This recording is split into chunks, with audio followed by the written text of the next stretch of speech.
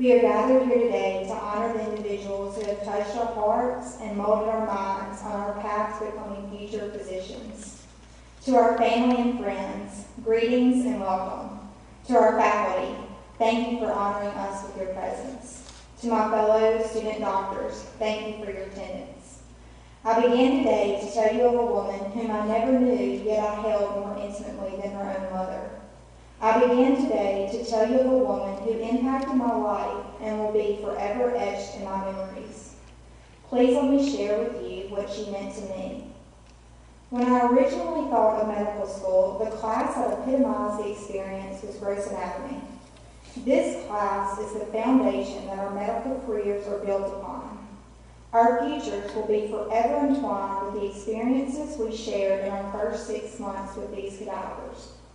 It seems like just yesterday was Tuesday, August the 7th at 8:30 in the morning, or for some of you, 2 in the afternoon, the first day of gross anatomy lab.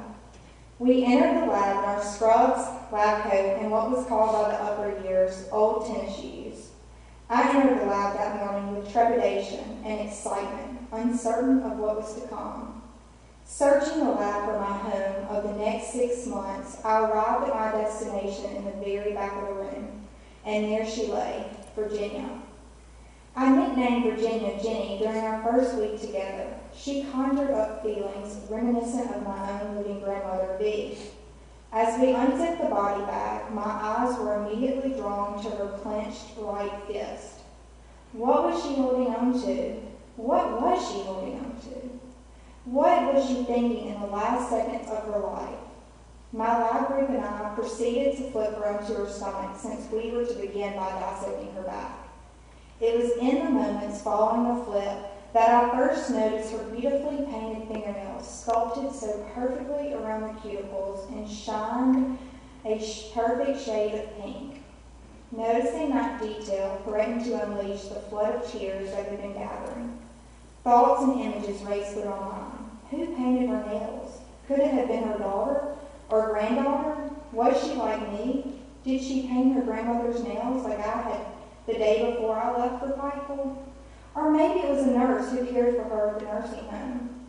All I knew was that someone sat down and took the time to add something special to her beauty. As I studied her anatomy inch by inch, a part of my mind remains preoccupied with her story. How did she live her life? What was it like? Did she have children, grandchildren, brothers, sisters? What did she do for fun? Were her loved ones with her in the final minutes of her life? As we explored the human miracle layer by layer, organ by organ, system by system, I strove to honor Jenny every time I dissected. I secretly wished she could somehow express her thoughts and opinions on the dissections every day. I always made sure to hold the probe and scalpel with delicate care. I paid attention to inflict the least amount of damage to any surrounding structures. The day we removed the brain, I remember holding onto it as you would hold a newborn baby. I was mortified of dropping Jenny's brain. Each cadaver was unique. What might have been their defining qualities in life found seeming correlation to their defining anatomical structures. I remember Warren's accessory nerve and levator ani muscle, Glenn's palatine tonsil, Thomas's ansus cervicalis, Albert's greater splenic nerve and iliofemoral ligament, Ida's beautiful lungs, John's vertebral artery located in the occipital triangle, Ursi's lateral medial pectoral nerve, or Robert's huge teres minor. Although each told a different story, they all shared the courage and desire to selflessly give one of the greatest gifts, themselves, their bodies. They gave themselves in an ultimate sacrifice to science in order to serve as silent teachers to each of us. And for that reason, they will forever serve as our internal reference book of anatomy. As our first patients, these 16 individuals allowed us to examine them in a way no one else has been privileged to. Although the theoretical exercise of holding a brain or heart in your hands might have been something we prepared ourselves for since the day we began dreaming of becoming physicians, it cannot compare with the experience of actually doing so. Without these altruistic individuals, we would never have been able to collectively share in these past awe-inspiring months. We may never have spoken to these individuals in the conventional manner, but they have spoken to us with words and actions that will reverberate throughout time. They selflessly donated their bodies, not only to science, but in pursuit to enhance our medical training and knowledge. Each of us here have become intimately connected to our cadavers in a way only the PCSOM class of 2011 can appreciate. To all the others who donated their bodies to medical science, please know that we as student doctors, are deeply in debt to you and your loved ones. I sometimes catch myself thinking, what kind of people our cadavers were? Were they compassionate, outgoing, loud, quiet? Were they overachievers? Did they have children? Were they grandparents? But then I realized the sacrifice they made, which speaks so highly of their character. I'm sure they left an impact in countless ways during their lifetime. However, they still found a way to give beyond the realm of death and to directly impact the lives of the 75 future physicians sitting here today. Their unselfish gift will ultimately affect and save countless lives through our practice as physicians. They have taught us more than any textbook could, because they were essentially our first patients. There is no doubt we will all be better physicians because of their sacrifice. We, the PCSOM class of 2011, say thank you to each donor for your last gift. It will never be forgotten.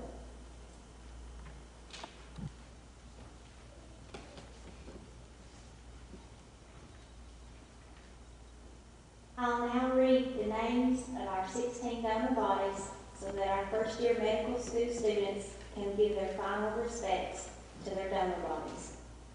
Gail, with an I.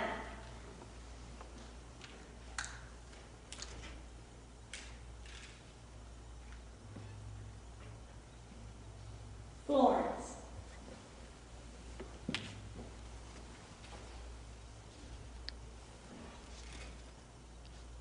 Florence wants to hang on for a while. That's true. Yeah.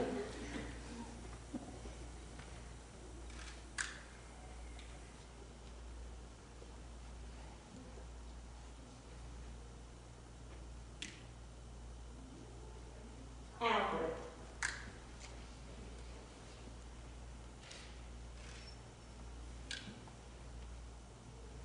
Glenn.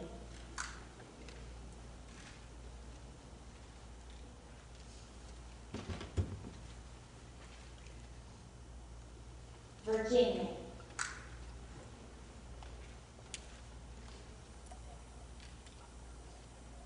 Ursi.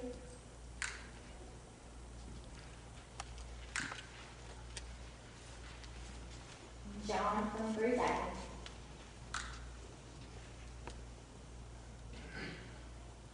And Johnny.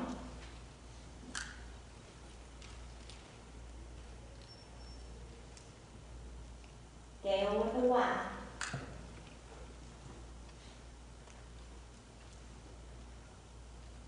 Francis.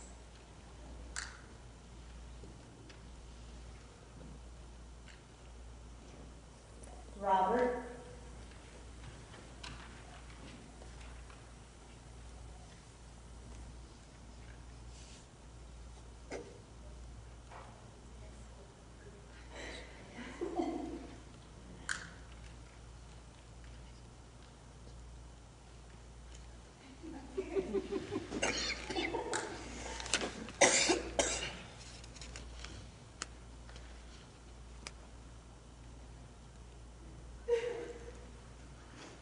And Thomas.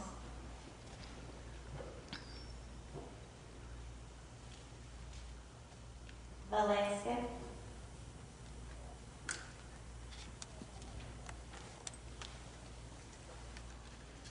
And Miss Allen.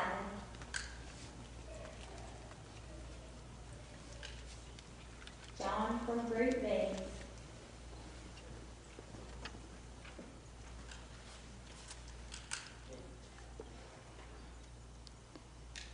And last but not least,